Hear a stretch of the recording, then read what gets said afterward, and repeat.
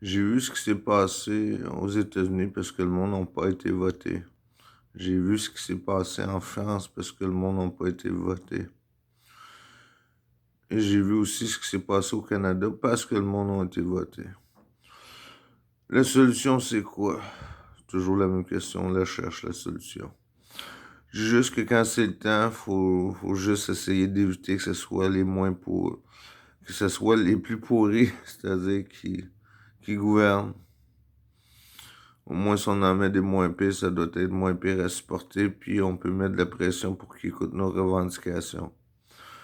Comment faire pour établir un système où on va écouter les revendications du peuple? C'est toujours en mettant de la pression sur le gouvernement. Plus qu'on est ensemble à signer des pétitions, à faire des manifestations, à leur montrer notre mécontentement, plus qu'ils vont être obligés à un moment donné de porter l'oreille sur nous.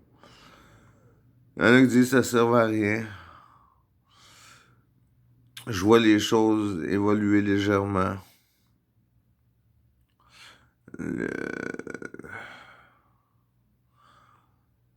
C'est difficile à gérer tout ça. Je devrais me taire, j'ai plus grand-chose à dire.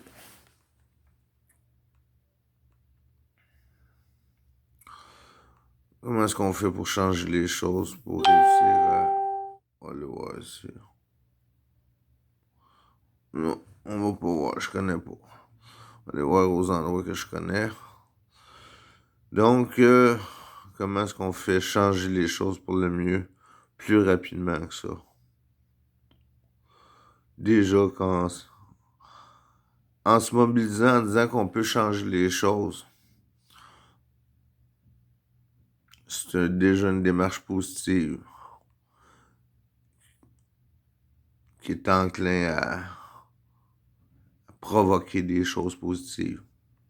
Si on fait rien, on se dit tout est pourri, tout est pareil, ça avancera pas. Faut croire en nous, en notre pouvoir de mobilisation, en notre capacité à résister aux pressions extérieures, continuer notre vie quotidienne malgré nos efforts en vain. Il me semble que les choses évoluent en mieux. Évidemment, c'est la même rengaine.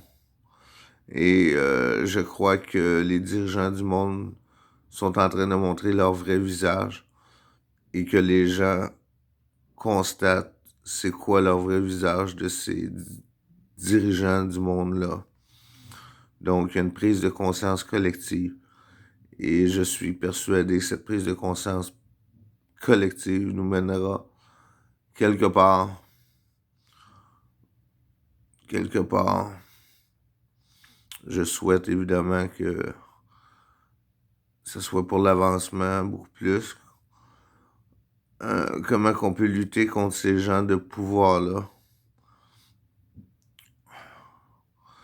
C'est pas en élisant d'autres gens de pouvoir, c'est évident.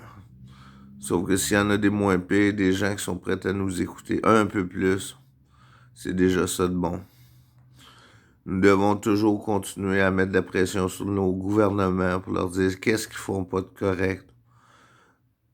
Nous devons nous rassembler pour leur dire qu'est-ce qu'ils font pas de correct pour que les nations du monde puissent voir comment les dirigeants de notre propre pays, les erreurs qu'ils commettent, pour qu'ils sentent qu'il y ait une certaine compétitivité, non pas entre eux, mais au niveau de leur travail, pour qu'ils fassent mieux leur travail. Ils font un putain de travail, ils sont supposés nous représenter. Sauf qu'est-ce qu'ils représentent? Ils représentent leurs idées et non pas nos idées. Donc, il faudrait établir et mettre en place des porte-paroles plutôt que des dirigeants qui ont trop de pouvoir. Je suis pas un spécialiste orateur. C'est dommage.